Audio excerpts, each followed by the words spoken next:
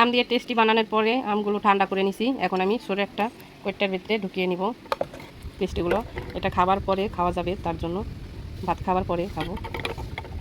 এখন আমি কইটাটার ভিতরে পুরাটা ভরে নিব, ভরে নর্মাল ফ্রিজে রেখে দিব। পরবর্তী সময় যেন এটা খাইতে পারি, তার জন্য ভাত খাওয়ার পরে। ভাত খাবার পরে অনেক সময় অনেকে মিষ্টি জিনিস খায়, অনেকে টক জিনিস খায়, তাই আমি এভাবে টেস্টিরা বানিয়ে নিলাম। আপনারা এভাবে বানিয়ে নেবেন। আর ভিডিওটা শুরু থেকে শেষ পর্যন্ত দেখে যাবেন। দেখে ভালো লাগলে অবশ্যই লাইক কমেন্ট শেয়ার করে দিবেন। আর যারা নতুন, দয়া করে আমার চ্যানেলটা সাবস্ক্রাইব করে নেবেন। রাখি কিচেন। চলুন আর কথা বলবো না, মূল রেসিপিতে যাওয়া যাক। দেখুন বন্ধুরা, একটা কইটায় ভরে নিয়েছি যে পেস্টগুলো। এখন আমি ফ্রিজে রেখে দেবো, রেখে অনেক দিন খেতে পারবো। আপনারা এভাবে বানিয়ে একবার হলেও ট্রাই করে দেখতে পারেন। দেখুন এরকম একটা কইটার ভিতরে আমি ভরে রেখেছি। হ্যালো বন্ধুরা, নীল প্রজাপতি পেজ থেকে আপনাদের সবাইকে স্বাগতম জানাই। আজকে আপনাদের মাঝে একটা আমের রেসিপি নিয়ে এসেছিলাম। আম দিয়ে কী রেসিপি করবো তা আপনাদের সাথে শেয়ার করবো। আর ভিডিওটা দেখে যদি ভালো লাগলে অবশ্যই লাইক কমেন্ট শেয়ার করে দিবেন এবং দয়া করে নীল প্রজাপতি পেজটাকে ফলো করে দিবেন। আজকে আমি কাঁচা আমের, এই যে কাঁচা আম নিয়েছি, এই কাঁচা আম দিয়ে কী বানাইবো তা আপনারা দেখবেন। আজকে কাঁচা আম দিয়ে আমি হজমি বড়ি বানাবো, কীভাবে বানাই তা আপনারা দেখতে থাকেন। আর হজমি বড়ি বানানোর জন্য এখানে আমি ভ্যানিলা এসেন্স একটু ফুড কালার নিয়েছি, মানে আমের মতো সবুজ কালার নিয়েছি। আর নিয়েছি ভুট্টার তৈরি কর্নফ্লাওয়ার, এটা দিয়ে আজকে রেসিপি করবো। চলুন দেখবেন। আমগুলো আমি আগে পরিষ্কার করে ধুয়ে নিয়েছি। এখন আমগুলো আমি সুন্দর করে উপরের খোসাটা ছাড়িয়ে নিব। চলুন দেখবেন আপনারা কীভাবে আমি খোসাটা ছাড়াই। এখন আমি আমের খোসাটা ছাড়িয়ে নিব। দেখুন আমটা রং উঠে গেছে।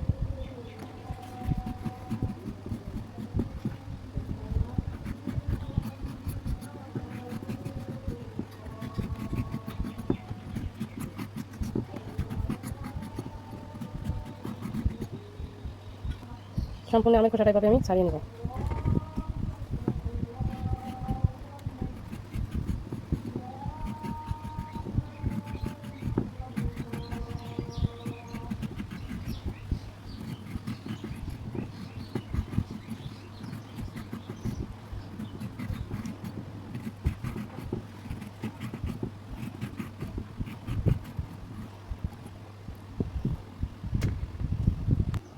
আমগুলো সব খোসা ছাড়ানো হয়ে গেছে। এখন আমি পরিষ্কার পানির ভিতরে দিয়ে দিয়েছি, ধুয়ে নিয়েছি। এখন আমগুলো আমি পাতলা পাতলা করে কেটে নেব। চলুন দেখবেন আপনারা।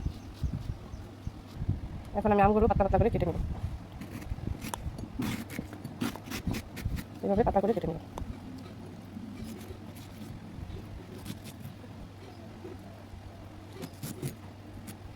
এভাবে কেটে নেব।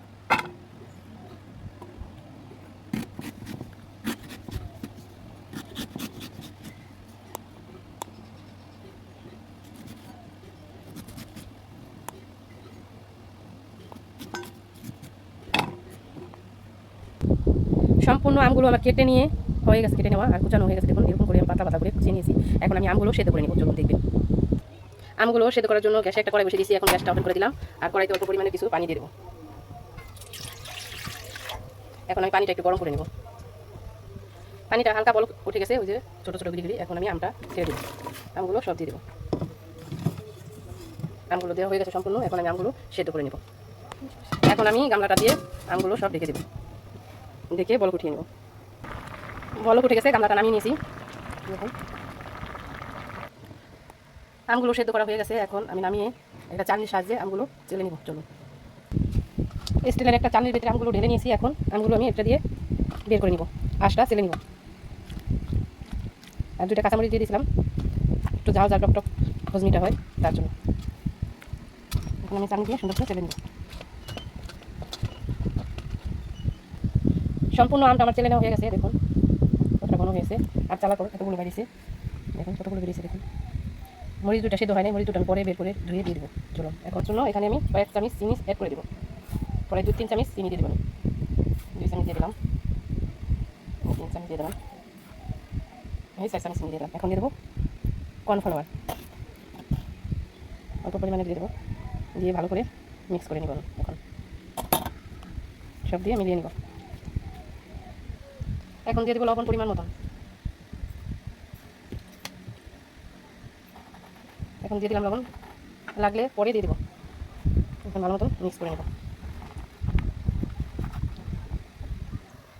কড়াইটা ধরে গ্যাসে বসিয়ে দিলাম। এখন আমি জাল করে নেব। এখন আমি ভ্যানিলা এসেন্স গ্রিন কালারটা দিয়ে দেবো কয়েক ফোঁটা। দিয়ে দিলাম।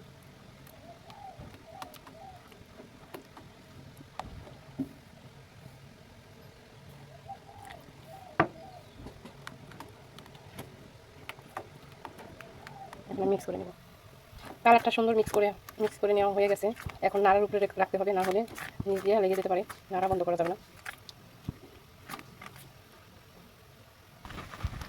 ফজনি বানানোর ডোটা হয়ে গেছে আমার রেডি। এখন আমি নামিয়ে ঠান্ডা করে তারপরে একটা বৈরমের ভেতরে ভরে নিব। চলুন, টেস্টি ফজনি